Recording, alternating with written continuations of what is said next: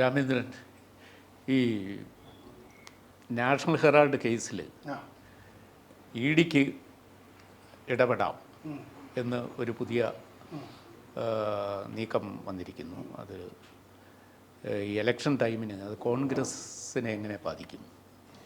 അതായത് ഈ സോണിയാഗാന്ധിയും രാഹുൽ ഗാന്ധി മറ്റേ പ്രതിപക്ഷത്തിൻ്റെ താരപ്രചാരകനായിട്ട് നടക്കുന്നു, വയനാട്ടിലും മത്സരിക്കുന്നു. ഈ അമ്മയും മകനും കൂടി വലിയൊരു തട്ടിപ്പ് നടത്തിയ കഥയാണ് ഈ നാഷണൽ ഹെറാൾഡിൻ്റെ. അത് ഈ സമയത്ത് ഇങ്ങനെ വരുന്നുള്ളത് അവർ സ്വപ്നേ ധരിച്ചിട്ടുണ്ടാവില്ല.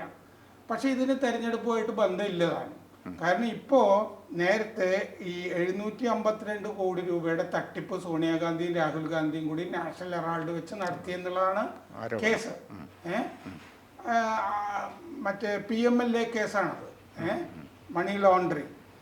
അപ്പോൾ PMLA കേസുകൾക്കൊരു അഡ്ജൂഡിക്കേറ്റിംഗ് അതോറിറ്റി ഉണ്ട്, PMLA അഡ്ജൂഡിക്കേറ്റിംഗ് അതോറിറ്റി. ആ അഡ്ജൂഡിക്കേറ്റിംഗ് അതോറിറ്റി, അതായത് കഴിഞ്ഞ കൊല്ലം ഈ നാഷണൽ ഹെറാൾഡ് പത്രത്തിൻ്റെ സ്വത്തുക്കൾ ബോംബെയിലും ലക്നൌവിലും ഡൽഹിയിലും ഉള്ളത് സോണിയാഗാന്ധിയും മകനും കൂടി രാഹുൽ ഗാന്ധിയും കൂടി കൈയടക്കി യങ് ഇന്ത്യ എന്ന് പറഞ്ഞിട്ടൊരു കമ്പനി ഉണ്ടാക്കിയിട്ട് ചുളുവിലയ്ക്ക് ഷെയറുകളൊക്കെ ട്രാൻസ്ഫർ ചെയ്തിട്ടുണ്ട്. ആ കേസിൽ കഴിഞ്ഞ കൊല്ലം ഈ സ്വത്തുക്കൾ മരവിപ്പിച്ചിട്ട് ഇത് അസോസിയേറ്റ് ജേർണൽ പ്രൈവറ്റ് ലിമിറ്റഡിന്റെ പേരിലാണ് നാഷണൽ ഹെറാൾഡ് ഉള്ളത്. AJP, അസോസിയേറ്റഡ് ജേർണൽസിന്റെ മുഴുവൻ ഓഹരികളും അത് ഇനി പറഞ്ഞു വരുമ്പോൾ മനസ്സിലാവും. അസോസിയേറ്റഡ് ജേർണൽസിന്റെ ആ company AJP, associated journals publishing company, ആ കമ്പനി ഒരു എക്സ്ട്രാ ഓർഡിനറി ജനറൽ ബോഡി ചേർന്നിട്ട് ഷെയർസ് മുഴുവൻ 1% ഒഴിച്ചിട്ടുള്ള ബാക്കി ഓഹരികൾ മുഴുവൻ സോണിയാഗാന്ധിയും മകനും കൂടി തുടങ്ങിയ യങ് ഇന്ത്യ, അത് സത്യത്തിൽ ഗാന്ധിയുടെ പത്രമാണ് യങ് ഇന്ത്യ, അതൊരു തട്ടിപ്പ് പരിപാടിക്ക് ഇവരെടുക്കുകയാണ് ചെയ്തത് യങ് ഇന്ത്യ എന്നുള്ളത്.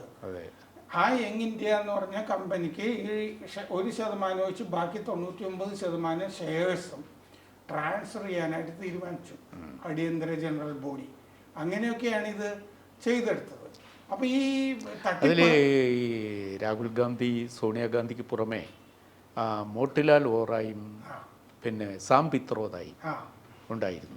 അതിൽ ചോദ്യം ചെയ്ത കൂട്ടത്തിൽ നമ്മുടെ ഖാർഗെ, ഇപ്പോഴത്തെ മല്ലികാർജുൻ ഖാർഗെ, അങ്ങനെ പല ആളുകളെയും ഇതുമായി ബന്ധപ്പെട്ടിട്ടുള്ളവരെ ചോദ്യം ചെയ്തിട്ടുണ്ട്. ഖാർഗെ, പവൻ ബൻസൽ പഴയ മന്ത്രി, പിന്നെ DK ശിവകുമാർ, DK സുരേഷ്, ശിവകുമാറിന്റെ സഹോദരൻ MP ആയിട്ടുള്ള ആളാണ്. DK ശിവകുമാറിന്റെ വീട്ടിൽ റെയ്ഡൊക്കെ നടന്നൊക്കെ ഓർക്കുന്നത് നാഷണൽ ഹെറാൾഡ് കേസിലാണ്. അതുമായി ബന്ധമുണ്ട് അതിന്. പക്ഷേ അതിൻ്റെ കേസൊക്കെയാണ് ഇപ്പോൾ മറ്റേ ഇലക്ട്രൽ ബോണ്ടുമൊക്കെ ആയിട്ട് ബന്ധപ്പെട്ട് വരുന്നത്.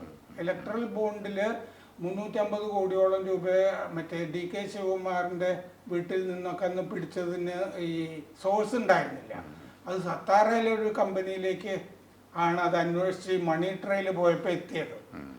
അപ്പോൾ ആ DK ശിവകുമാറിൻ്റെ വീട്ടിൽ റെയ്ഡ് നടന്നതൊക്കെ ഇങ്ങനെ പല കേസുകളൊക്കെ ആയിട്ട് ബന്ധപ്പെട്ടിട്ടാണ്. നാഷണൽ ഹെറാൾഡ് വീണ്ടും പ്രസിദ്ധീകരിക്കുവാൻ വേണ്ടി ഇവരുടെ ഈ 4-അംഗ സമിതി തീരുമാനിച്ചായിരുന്നു.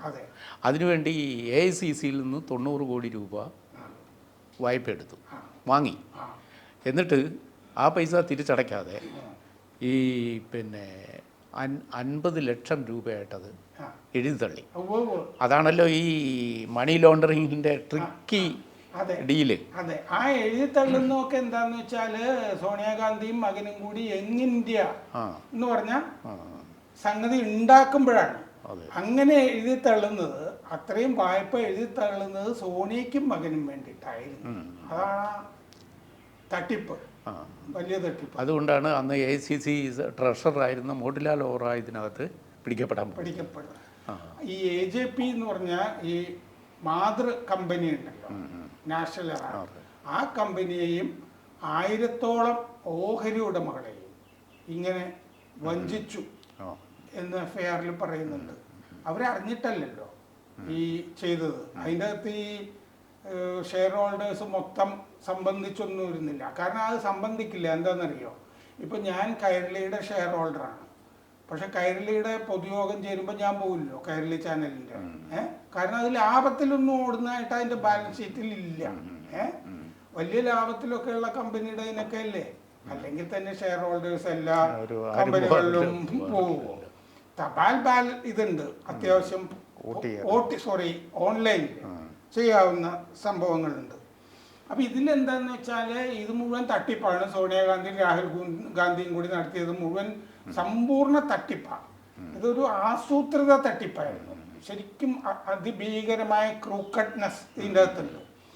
എന്നിട്ട് ഇങ്ങനെ ചെയ്തത് മരവിപ്പിച്ചിരുന്നു കഴിഞ്ഞ കൊല്ലം ED. അത് ചെയ്തത് ശരിയാണ്. അത് അപ്ഹെൽഡ് ചെയ്തിരിക്കുകയാണ് ഇപ്പോൾ PMLA അഡ്ജൂഡിക്കേറ്റിംഗ് അതോറിറ്റി. ഇനി അത് പ്രൊവിഷണലി കണ്ടുകെട്ടുകയാണെന്ന് പറഞ്ഞിരുന്നു. അത് കണ്ടുകെട്ടാം. അതാണ് കണ്ടുകെട്ടുന്ന പ്രക്രിയ ശരിക്കും നടത്താം. മാത്രമല്ല വിചാരണ കഴിയുമ്പോഴാണ് മൊത്തം കണ്ടുകെട്ടൽ വരികയും പിന്നെ ലേലത്തിലേക്ക് പോവുകയൊക്കെ ചെയ്യുന്നത്. ടോട്ടൽ 5000 കോടിയുടെ അസറ്റാണ് നാഷണൽ ഹെറാൾഡ് എന്ന് കേട്ടു. ലക്നോ, ഡൽഹി, ബോംബെ. നമ്മൾ ഡൽഹിയിലൊക്കെ പോകുമ്പോൾ പ്രൈം ലൊക്കേഷൻ ബിൽഡിംഗ് അല്ലേ. അതെ, നെഹ്റു ഒക്കെ ഉള്ളപ്പോൾ തന്നെയുള്ള പത്രമാണല്ലോ. അപ്പോൾ അതിന് ഉള്ള സ്ഥലങ്ങൾ ഹെറാൾഡ് ഹൗസ് ITOയിൽ ഡൽഹി സ്ഥലവും കെട്ടിടവും ഉണ്ട്. ബോംബെയിലുണ്ട് സ്ഥലവും കെട്ടിടവും. പിന്നെ ലക്നൌവിലുണ്ട്. മറ്റ് പല സ്ഥലങ്ങളിലും ഉണ്ട് എന്ന് ഇതിൻ്റെ അകത്ത് പറഞ്ഞിട്ടുണ്ട്. കഴിഞ്ഞ നവംബറിലാണ് ED ഇത് മരവിപ്പിച്ചത്. PMLA കേസ് എടുത്തിട്ട് ഈ ഷെയറുകളുണ്ടല്ലോ, AJP എന്ന് പറഞ്ഞ മാതൃ കമ്പനിയുടെ ഷെയറുകൾ സോണിയാഗാന്ധിയും രാഹുൽ ഗാന്ധിക്കും വീതിച്ചിരിക്കുന്നത് 38% വീതമാണ്. അപ്പോൾ അമ്മയ്ക്കും മകനുമായിട്ട് 76% ഷെയർ അവർക്കുണ്ട്. അത് രണ്ട് ഫാമിലിയിൽ നിൽക്കുകയാണ് ഷെയർ മേജർ. അപ്പോൾ അവരുടെ ഉടമയിൽ തന്നെ നിൽക്കും. അല്ല, അവരെന്താ ചെയ്യുന്നതെന്ന് വെച്ചാൽ പബ്ലിഷിംഗ് നിർത്തിയിട്ട് പത്രം നടത്താൻ വേണ്ടിയിട്ടാണെന്നൊക്കെ കള്ളം പറഞ്ഞിട്ടാണല്ലോ ചെയ്യുന്നത്. ഇവരെന്താന്ന് വെച്ചാൽ ഈ അന്വേഷണമൊക്കെ നടന്നു തുടങ്ങുമ്പോൾ കാണുന്നത് എന്താന്ന് വെച്ചാൽ ഇത് പല കമ്പനികൾക്കുമൊക്കെ വാടകയ്ക്ക് കൊടുത്തിരിക്കുകയാണ്. ഡൽഹിയിലെ ബിൽഡിംഗ് വാടകയ്ക്കാണ്. വാടകയ്ക്ക് കൊടുത്തിരിക്കുക പല ആളുകൾക്ക്. എന്നിട്ട് വാടകയും കൂടി ഈടാക്കി സുഖിക്കുന്ന മട്ടിലാണ് ഇത് കണ്ടത്.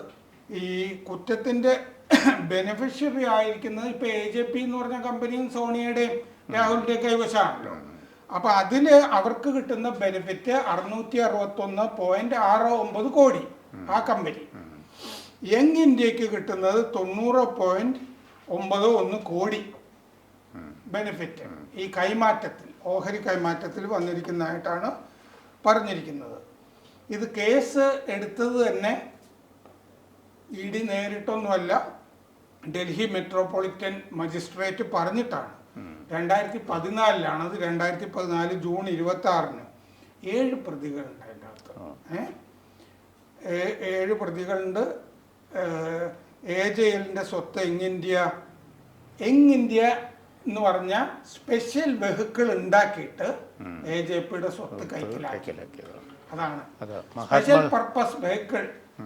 മഹാത്മാഗാന്ധി ആരംഭിച്ച യങ് ഇന്ത്യ അനുകരിച്ചിട്ടാണ് മാതൃഭൂമി KP കേശവൻ തുടങ്ങിയെന്ന് കേട്ടിട്ടുണ്ട്. അപ്പം അങ്ങനെ ഉള്ള ഇംഗ്ലീഷിൽ ഗാന്ധിജി നടത്തിയ ചെറുപ്പക്കാരെ ലക്ഷ്യമാക്കി ആരംഭിച്ച സ്വാതന്ത്ര്യ സമരകാലത്തെ പത്രമാണ് യങ് ഇന്ത്യ. അതുപോലും ഇതുപോലെ ഒരു ഡൂബിയസ് ബിസിനസ്സിന് ഉപയോഗിക്കപ്പെട്ടു എന്നത് വളരെ സങ്കടകരമാണ്. ഗാന്ധി കുടുംബം തന്നെ സുജാതൻ അവകാശപ്പെടുന്നത്. അതെ. അപ്പോൾ ഇതിനകത്ത് ഈ നാഷണൽ ഹെറാൾഡിന് ഒരു മലയാളി കണക്ഷനുണ്ട്.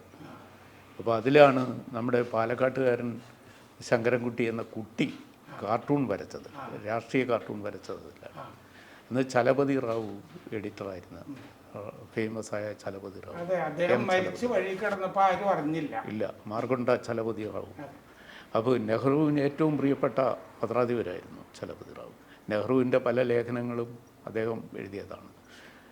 മാത്രമല്ല നെഹ്റു ഒരു വേള കോൺഗ്രസ് രാഷ്ട്രീയത്തിൽ സജീവമായപ്പോൾ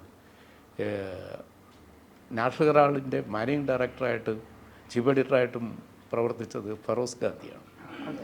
ഫെറോസ് ഗാന്ധി അതിനകത്തെ എഡിറ്റോറിയൽ പേജ് ലേഖനം ഒരു ദിവസം നിന്നും കൊണ്ട് വായിച്ചു. ഡെസ്കിൽ ചെന്നിട്ട് നിന്നുകൊണ്ട് വായിച്ചിട്ട് അതിനകത്ത് പിന്നെ പേര് ഒരു പെൻനെയിമിൽ കള്ളപ്പേരിൽ എഴുതിയ ലേഖനമായിരുന്നു. അതിൽ ഇന്ത്യയിലെ ജവഹർലാൽ നെഹ്റു ആണെങ്കിൽ ഈ സന്ദർഭത്തിൽ വിൻസ്റ്റൺ ചർച്ചിലിനേക്കാൾ ഇൻ്റലിജൻ്റായിട്ട് പെരുമാറുമായിരുന്നു എന്നൊരു സെൻറ്റൻസ് ഉണ്ടായിരുന്നു. പുള്ളി അതിങ്ങനെ വെച്ചിട്ട് എൻ്റെ അടിവരയിട്ട് എന്നിട്ട് ഈ ആ ലേഖനം പൊതുവേ അദ്ദേഹത്തിന് ഇമ്പ്രസീവായിട്ട് തോന്നിയുകൊണ്ട് ഇത് ആരാ എഴുതിയത്. അപ്പോൾ ചലപതി റാവു ആദ്യം ഒന്ന് ചിരിച്ചു. എന്നിട്ട് പിന്നെ അദ്ദേഹം പറഞ്ഞത് അത് നിങ്ങളുടെ ഫാദറില തന്നെയാണ്. അപ്പോൾ നെഹ്റു തന്നെയാണ് നെഹ്റു മകനാണെന്ന് എഴുതി വെച്ചത്. നെഹ്റുവിന് ധാരാളം തൂലികാ നാമങ്ങളും ഒക്കെ ഉണ്ടായിരുന്നു മുമ്പ്. മറ്റേ മോഡേൺ റിവ്യൂ എന്ന് പറഞ്ഞിട്ട് കൽക്കട്ടയിൽ നിന്ന് ഇറങ്ങിയിരുന്ന മഹത്തായ പത്രത്തിൽ പല തൂലികാ നാമങ്ങളിലും ഒക്കെ നെഹ്റു. അപ്പോൾ ഈ അല്ല നാഷണൽ ഹെറാൾഡിൻ്റെ ഭൗതിക പ്രവർത്തനത്തിൽ ഇങ്ങനെയൊക്കെ രസകരമായ ചില സംഭവങ്ങളുണ്ടെന്ന് ഞാൻ പറഞ്ഞു. ചിന്മയാനന്ദൻ അവിടെ ജോലി ചെയ്തിരുന്നു. നമ്മുടെ ചിന്മയാനന്ദൻ അവിടെ ജോലി ചെയ്തിരുന്നു. അതാണ് പ്രധാനപ്പെട്ട മറ്റൊരു മലയാളി കണക്ഷൻ. ബാലകൃഷ്ണ മേനോൻ എന്ന പേരിൽ അന്ന് ലക്നൗവിലെ വിദ്യാർത്ഥിയായിരിക്കെ സബ് എഡിറ്റർ ട്രെയിനിങ് ആയിരുന്നു പുള്ളി. അതിൽ പക്ഷേ പുള്ളി ആ ട്രെയിനിങ് കംപ്ലീറ്റ് ചെയ്ത് അവിടെ തുടരാനൊന്നും കൂട്ടാക്കിയില്ല. അപ്പോഴേ തന്നെ അവിടുന്ന് ഒരു വേള പുള്ളി ഹരിദ്വാറിലേക്ക് പോയി എന്നാണ് കഥ. നാഷണൽ ഹെറാൾഡിൽ നിന്നാണ് സന്യാസത്തിലേക്ക് പോകുന്നത്. അദ്ദേഹത്തിൻ്റെ കൂടെ സന്യാസത്തിന് പോയ ഒരാളാണ് ക്യാപ്റ്റൻ കൃഷ്ണൻ നായർ. നമ്മുടെ ലീല. അപ്പോൾ രണ്ടുപേരോടും പ്രകൃതിയൊക്കെ നോക്കിയിട്ട് വരാനായിട്ട് ഗുരു പറഞ്ഞു. എന്നിട്ട് രണ്ടുപേരും അതിനെ സംബന്ധിച്ചിട്ട് കൂടുതൽ സന്യാസിയാകാനുള്ള ആഗ്രഹം ശരിക്കും ഈ കൃഷ്ണൻ നായർക്കായിരുന്നു. കാരണം ഇദ്ദേഹത്തിന് അത്ര താല്പര്യം ഉണ്ടായിരുന്നില്ല. ഇദ്ദേഹത്തിൻ്റെ ടെമ്പറമെൻ്റ് ഒന്നും അതല്ലായിരുന്നു. പക്ഷെ അവിടുത്തെ ആ ഹിമാലയത്തിൻ്റെ പ്രകൃതിയും കാര്യങ്ങളും ഒക്കെ വിവരിക്കാനും ഒക്കെ പറഞ്ഞു കഴിഞ്ഞപ്പോൾ ക്യാപ്റ്റൻ കൃഷ്ണൻ നായർ വിവരിച്ചു കഴിഞ്ഞപ്പോൾ അദ്ദേഹത്തിന് നല്ലത് റിയൽ എസ്റ്റേറ്റ് ബിസിനസ് ആണെന്ന് ഗുരുവിന് തോന്നി. ഇയാൾ അങ്ങനെ പ്രകൃതി ഒരു വർണ്ണന പോലത്തെ ഒരു സംഭവമായിരുന്നു. അപ്പോൾ മറ്റേ സന്യാസിയാവാൻ യോഗ്യൻ നീയാണ്, മറ്റേ ആള് റിയൽ എസ്റ്റേറ്റ് കച്ചവടം ചെയ്യട്ടെ എന്ന് ഗുരു പറഞ്ഞതായിട്ടാണ് കഥ. അപ്പോൾ ബാലകൃഷ്ണ മേനോൻ ഒക്കെ ധാരാളം മലയാളികൾ, ഒരു മേനോൻ അതിൻ്റെ എഡിറ്ററൊക്കെ ആയിരുന്നില്ലേ, NC മേനോനോ അങ്ങനെ എന്തോ, ഞാൻ ഓർക്കുന്നില്ല. ഇടയ്ക്ക് ഇത് പിന്നെ ക്വിറ്റ് ഇന്ത്യ സമരകാലത്ത് പത്രം നിരോധിച്ചു. അന്ന് ഈ കുട്ടിയൊക്കെ തൊഴിലില്ലാതെയായി. പിന്നീട് വീണ്ടും തുടങ്ങി നെഹ്റുവിൻ്റെ കാലം അദ്ദേഹം ഭരണാധികാരിയൊക്കെ ആയി വന്നു കഴിഞ്ഞപ്പോൾ നാഷണൽ ഹെറാൾഡിൻ്റെ പുഷ്കല കാലം. അപ്പോൾ ചലപതി റാവു ഇന്ത്യയിലെ ഏറ്റവും ശ്രദ്ധേയനായ എഡിറ്റോറിയൽ റൈറ്ററൊക്കെ ആയിട്ട്. അപ്പോൾ എന്നിട്ട് ഇത് കോൺഗ്രസ് പിളരുന്ന കാലത്ത് ചലപതി റാവു ഇന്ദിരാപക്ഷത്ത് നിൽക്കുകയും സിൻഡിക്കേറ്റ് കോൺഗ്രസ് എന്ന് അതർ കോൺഗ്രസിനെ വിളിച്ച ആദ്യത്തെ പത്രാധിപരാണെന്ന് പറയുകയൊക്കെ ചെയ്യുന്നുണ്ട്. ഭയങ്കര ചരിത്രമുള്ളൊരു പത്രമാണ് ആ അർത്ഥത്തിൽ. അത് പൊതുവെ മാധ്യമരംഗത്ത് ഒരു എന്താ പറയുക തളർച്ച കാണുന്നുണ്ട്. അങ്ങനെ ഒരു പത്രമാണ് ഇങ്ങനെ ഒരു വിവാദത്തിലകപ്പെട്ടതും. അതുമാത്രമല്ല ഈ സന്ദർഭത്തിൽ കോൺഗ്രസിനെ, അതിൻ്റെ നേതൃത്വത്തെയും പ്രത്യേകിച്ചും ഫാമിലിയെയും വലിയൊരു ട്രബിളിലെത്തിച്ചത്. ഏതായാലും ഇതേക്കുറിച്ച് സംസാരിക്കാൻ കഴിഞ്ഞതിൽ വളരെ സന്തോഷം. കൂടുതൽ വാർത്തകളും വിശേഷങ്ങളും നിങ്ങളിലേക്ക് എത്താൻ ABC മലയാളം സബ്സ്ക്രൈബ് ചെയ്യുക, ബെൽ ബട്ടണും അമർത്തുക.